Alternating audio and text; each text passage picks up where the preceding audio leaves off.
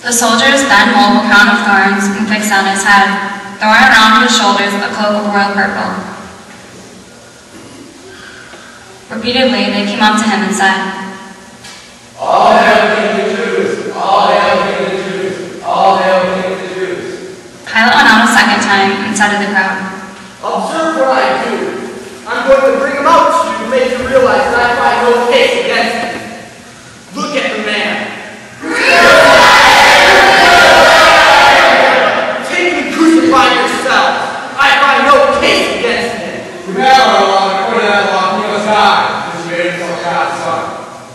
When Pilate heard this kind of talk, he was more afraid than ever. Going back to the praetorium, he said to Jesus, "Where do you come from?" Jesus would not give him any answer. "Do you refuse to speak to me? Do you not know that I have the power to release you and the power to crucify you?" "You would have no power over me, whatever. I was forgiven to you through love. That is why he who handed me over to you is guiltier of the greater sin." After this, Pilate was eager to release him, but the Jews shouted, "If you free this man, you are no friend of Caesar." "Anyone who makes himself king becomes Caesar's rival." Pilate heard what they were saying, then brought Jesus outside and took a seat on the judge's bench at a place called the Stone Pavement, Gabbatha in Hebrew. It was the preparation day for Passover, and the hour was about noon. He said to the Jews, "Look at your king! Away with him! Crucify him!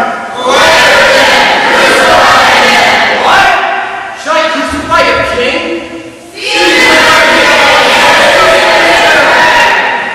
In the end, Pilate handed Jesus over to be crucified.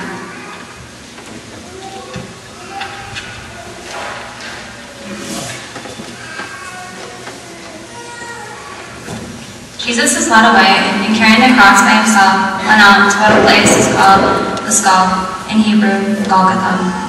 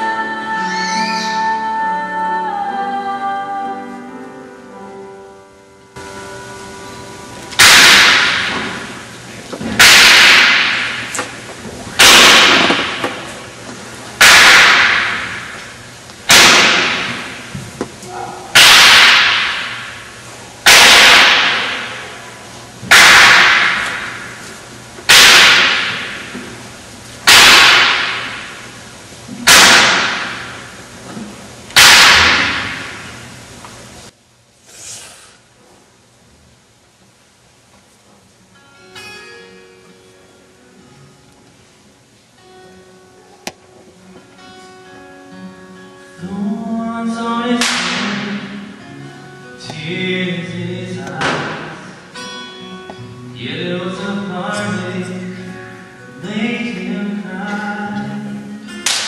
He gave his life so you'd understand. Is there any way could say no to this man?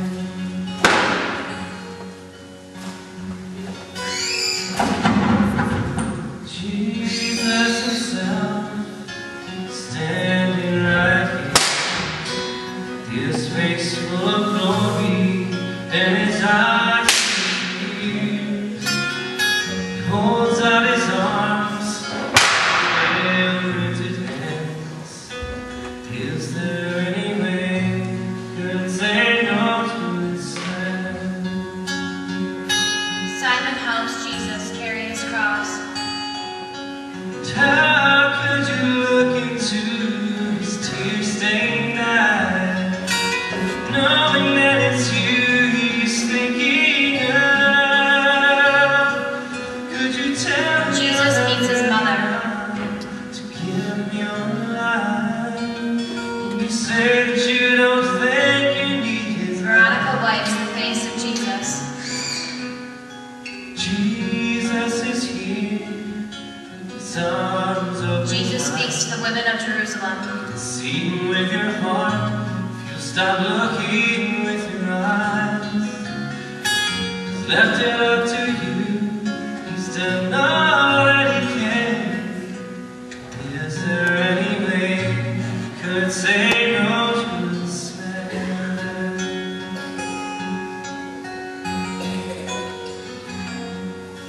Thorns on his head, life in his hands. Is there any way you could say no to this man? Is there any way you could say no to this man?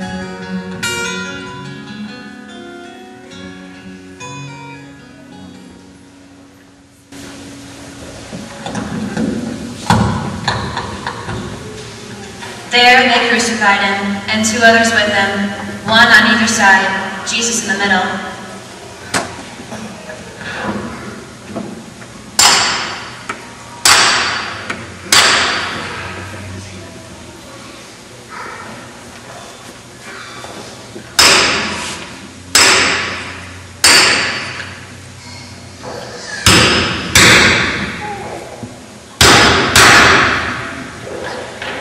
Pilate had an inscription placed on the cross, which read, Jesus, the Nazarene, the King of the Jews. This inscription, in Hebrew, Latin, and Greek, was read by many of the Jews, since the place where Jesus was crucified was near the city. The chief priests of the Jews tried to tell Pilate, You should not have written the King of the Jews. Right has said, this man claimed to be the King of the Jews. Quod scripsi, scripsi. After the soldiers had crucified Jesus, they took his garments and divided them 4 ways, one for each soldier. There was also a tunic, but this tunic was woven in one piece from top to bottom, and had no seam. They said to each other, We should not tear it. Troll dice to get it. The purpose of this was to have the scripture fulfilled. They divided my garments among them. For my clothing they cast lots. And this is what the soldiers did. Near the cross of Jesus there stood his mother's sister, Mary the wife of Clopas, and Mary Magdalene. Seeing his mother there with the disciple whom he loved, Jesus said to his mother, Woman, there is your son. In turn he said to the disciple. There is your mother. From that hour onward the disciple took her into his care. After that, Jesus, realizing that everything was now finished, said to fulfill the scripture, I am thirsty. There was a jar there full of common wine. They stuck a sponge soaked in this wine on some hyssop and raised it to his lips.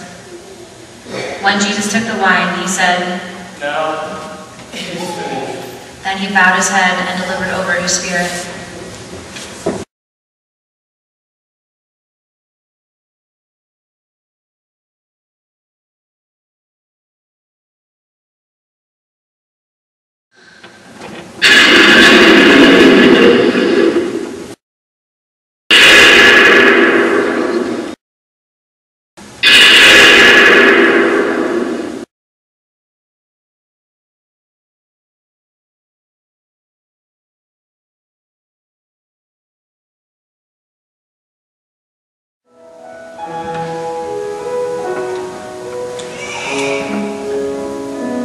Since it was the preparation day, the Jews did not want to have the bodies left on the cross during the Sabbath, for that Sabbath was a solemn feast day. They asked Pilate that the legs be broken and the bodies be taken away. Accordingly, the soldiers came and broke the legs of the men crucified with Jesus, first of the one, then of the other. When they came to Jesus and saw that he was already dead, they did not break his legs.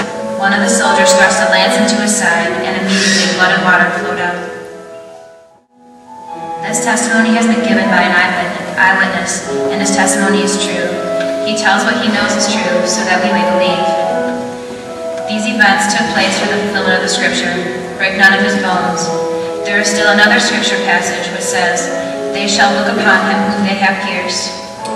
Afterward, Joseph of Arimathea, a disciple of Jesus, although a secret one for fear of the Jews, asked Pilate's permission to remove Jesus' body. Pilate granted it, so they came and took the body away. Nicodemus, the man who had first came to Jesus at night, likewise came, bringing a mixture of myrrh and aloes, which weighed about 100 pounds. They took Jesus' body down, and in accordance with Jewish burial customs, bound it up in wrappings of cloth with perfumed oils.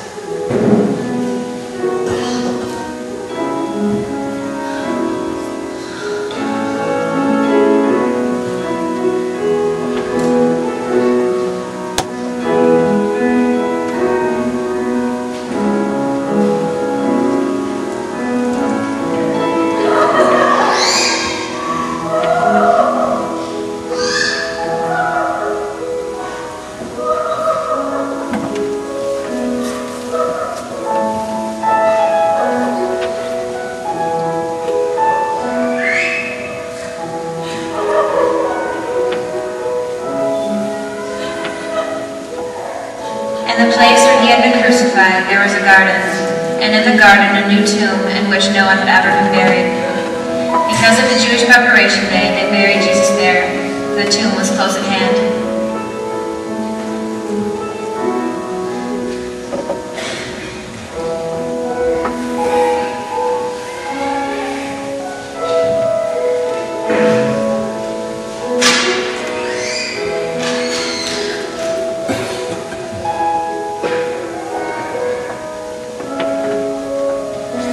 The Gospel of the Lord.